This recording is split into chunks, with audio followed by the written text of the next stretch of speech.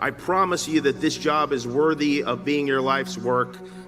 For years, you've worked insanely hard. You've sacrificed your social lives, relationships, and pulled who knows how many all-nighters. I am in awe of what you've done, and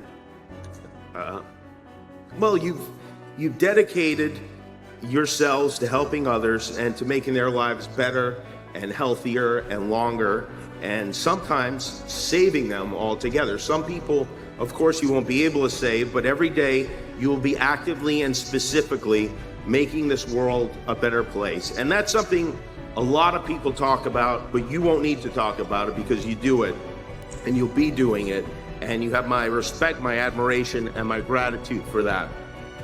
Medical care is something that we take for granted, but when my son was born with a life-threatening condition, congenital heart defect, I saw that what you're doing is miraculous. And I thank Dr. Starnes again for all he did for our family.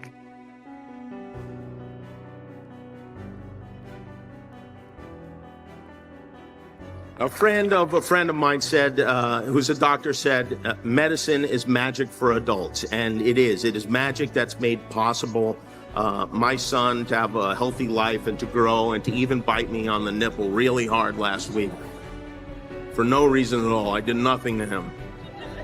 Medicine made that possible. Children's Hospital made that possible. You will make that possible for other parents. And as doctors, you will have not only the opportunities to speak out, but also the authority to speak out. And I hope that you will have the courage to, and I know you will. Because you didn't become doctors to help people who have the right insurance or can cover the copays.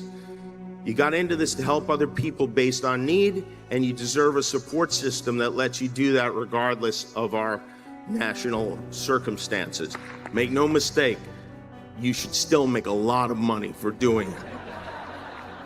There's no reason that shouldn't happen. You deserve it for working so hard and eating so much ramen all these years, and not even the top ramen, the bottom ramen.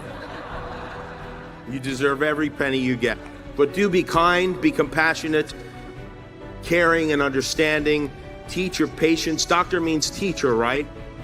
Teach the techs and the students. Handle your fellow humans gently. And listen, that's really all we want, is we want a doctor to listen and act like he or she cares. We don't expect you to have all the, we do expect you to have all the answers. And by the way, after all the money you spent on school, you should have some of the answers, for sure. But if you don't, just fake it. We don't know what you're talking about. Just use words like dysphagia and we will nod. And my final piece of advice is this, is to take care of yourselves. You're going to be saddled with a lot of stress, taking care of others. People depend on you for their well-being and their lives. You'll be dealing with frightened, sometimes angry patients. The life you've chosen is consequential. You've been given the privilege of seeing people who were a few moments ago complete strangers, undressed and sharing secrets they've never shared with anyone else. And sometimes you have to give them terrible news. It's a stressful job, being responsible for other people's lives, and most of your marketing friends and your writer friends and your lawyer friends are not going to understand it. So lean on each other, because all of you will, in the next 3 to 7 years, have a hard time. It will be hard. Doctors need doctors too.